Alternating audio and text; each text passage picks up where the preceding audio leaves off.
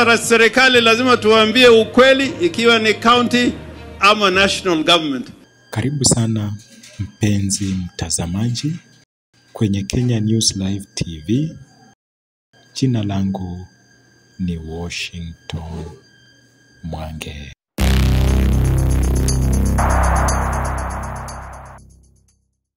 Serikali lazima tuambie ukweli. Gavana wa Siaya James Orengo amwambia Kindiki ana uzoefu wa siasa na yeye ni msema kweli, na kwa hilo lazima aambie serikali ukweli, iwe nzuri ama iwe mbaya.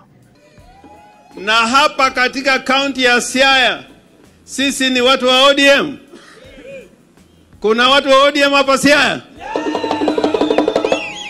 Watu wa ODM waonue mikono nione hapa. Alisifia kazi ya bodaboda na kusema wanabodaboda wanajua mengi na lazima waheshimiwe kama kazi zingine. Ukitaka asiri ya siasa, kila mahali unaenda, fuatana na bodaboda. Hawa wamejua kila kitu ambayo inaendelea mbele. Na wengi sasa ni wasomi. Kuna mabodaboda ambao wana degree na certificate kubwa kubwa. Kwa hivyo sisi tunawajua nyinyi kama bodaboda ni watu shupavu na mnapenda maendeleo. Alimwambia naibu rais Kindiki kwamba serikali ikubali kukosolewa na mahali Raila yuko ndio watafuata. Na najua msimamo ya ODM ni msimamo ya Raila Amolo.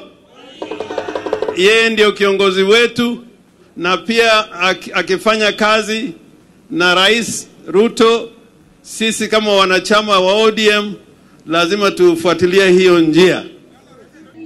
Alitani kwa kusema kuwa kulikuwa na uvumi kwamba yeye ameanga huku akizikwa wakati angali hai, na kusema yuko imara na hatatishwa na yeyote. Hata mimi juzi nilitoka kidogo, wanasema Orengo amekufa. Alikuwa akiongea kwenye mchango wa kuwasaidia wanabodaboda kwenye kaunti ya Siaya. Tafadhali subscribe kwa kubonyeza hiyo button ambayo iko hapo chini ya subscribe. Hebu finya hiyo button na usubscribe, na utakuwa kwanza kupata habari punde zinapotokea. Asante sana kwa kuwa mtazamaji bora na kuendelea kufuatilia Kenya News Live TV. Nikiripotia Kenya News Live TV kutoka kaunti ya Siaya, jina langu ni Washington Mwange.